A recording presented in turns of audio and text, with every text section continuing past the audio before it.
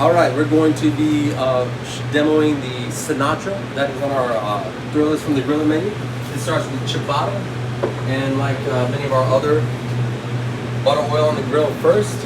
Ciabatta down, cut side down first, with the press. Step number 2, again, oil on the grill. We're going to put down our onions first. This is kind of unique. And then we're going to put down our Sinatra meats. That's 2 ounces of salami, 1 ounce prosciutto, 1 ounce of capicola. I'm going to put that right on top of the onions. All right.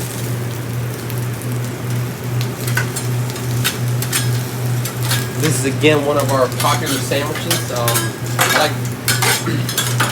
So we're just going to lightly grill the onions. What I'm not trying to do is I'm not trying to caramelize them or turn them black per se. I just want a light caramelization, light color change on these onions, so it brings out the flavor and it takes that little bit of raw edge off of it. I'm gonna let that go just a little longer. In the meantime, I'm gonna flip this over. As you can see, we started to just get just a little bit of that light color on the onions. Nothing crazy. We're just taking the chill off our cold ingredients as that heats up. So, next step is to put that there. That's our provolone cheese, 1 ounce, lid, and steam.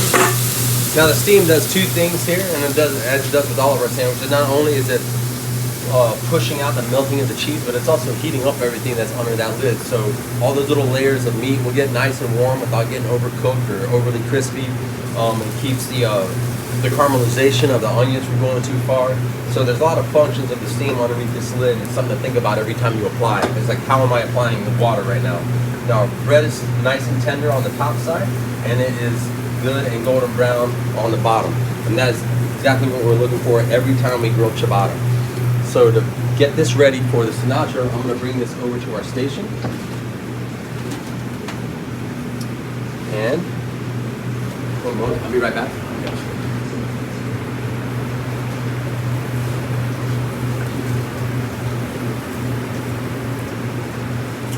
Alright, to continue, I'm going to come to our station. We're going to add our garlic aioli first to the bottom.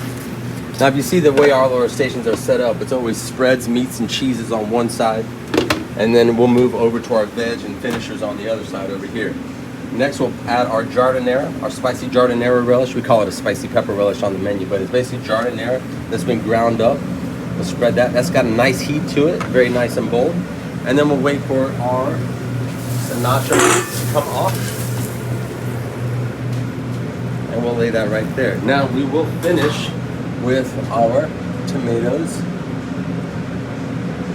Now some people have a question about how much tomatoes we put on a sandwich, and it used to be 2 slices. Now I think that's a ridiculous measurement because some tomatoes are that big around and some are this big around. So what I do is I like to put enough tomatoes to get that little bit of coverage. So this was a smaller tomato, but I want it all the way across.